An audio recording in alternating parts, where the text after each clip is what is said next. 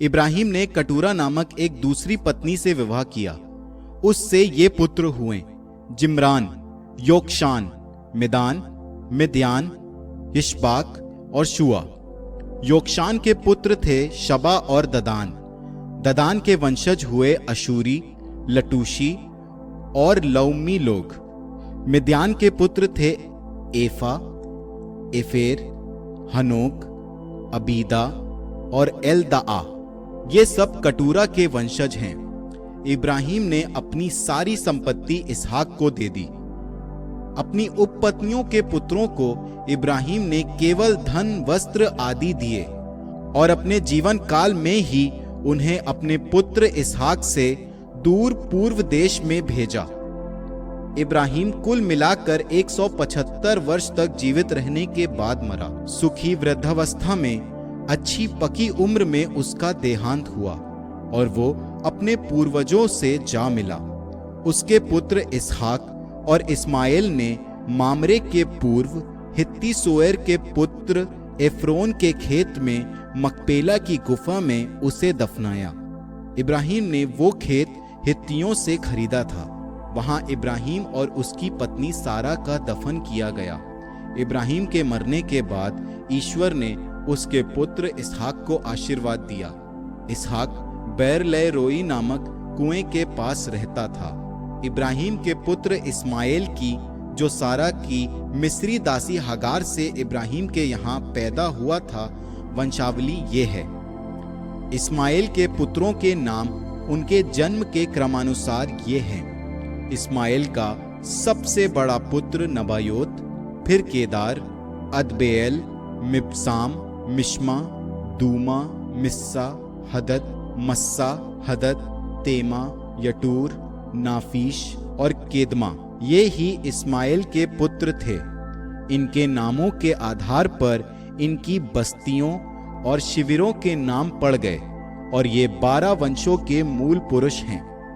इस्माइल कुल मिलाकर 137 वर्ष तक जीवित रहने के बाद मरा और अपने पूर्वजों से जा मिला।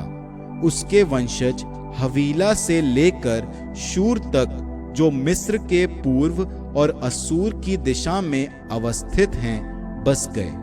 वे अपने सब भाई बंधुओं के विरोधी थे। ये इब्राहिम के पुत्र इसहाक की वंशावली है। इब्राहिम इसहाक का पिता था। इसहाक 40 वर्ष का था जब उसने पद्दन अराम के निवासी अरामी बतूएल की पुत्री और अरामी लबान की बहन रिबेका के साथ विवाह किया था। रिबेका को कोई संतान नहीं हुई, इसलिए इसहाक ने प्रभु से प्रार्थना की कि उसकी पत्नी को पुत्र उत्पन्न हो। प्रभु ने उसकी प्रार्थना सुन ली। उसकी पत्नी रिबेका गर्भवती हुई। गर्भ में बच्चे एक दूसरे को धक्का देते थे, इसलिए उसने कहा, मेरे साथ ऐसा क्यों हो रहा है? इसलिए वो प्रभु से पूछने गई। प्रभु ने उसे उत्तर दिया, तुम्हारे गर्भ में 2 प्रजातियां हैं। तुम से 2 राष्ट्र उत्पन्न होंगे और वे अलग अलग हो जाएंगे। एक अपने भाई से शक्तिशाली होगा और बड़ा छोटे के अधीन हो जाएगा। जब जन्म का समय आया तो मालूम हुआ कि उसके गर्भ में जुड़वा बच्चे हैं। जो पहले दिखाई दिया वो लाल था और उसका सारा शरीर कंबल की तरह रोएदार था, इसलिए उसका नाम एसाव रखा गया। इसके बाद उसका भाई दिखाई दिया। वो अपने हाथ से एसाव की एड़ी पकड़े हुए था, इसलिए उसका नाम याकूब पड़ा। इन बच्चों के जन्म के समय इसहाक की आयु 60 वर्ष की थी।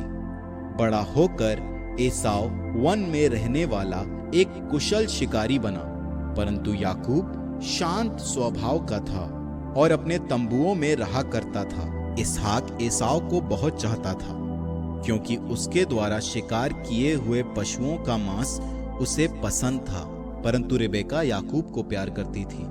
एक दिन जब याकूब दाल बना चुका था, एसाव जंगल से लौटा। उस समय वो बहुत भूखा था। एसाव ने याकूब से कहा, मुझे उस लाल दाल में से कुछ खिला दो, मैं भूख से मरा जा रहा हूँ। याकूब ने उत्तर दिया, पहले तुम अपने पहलौठा होने का अधिकार मुझे दे दो।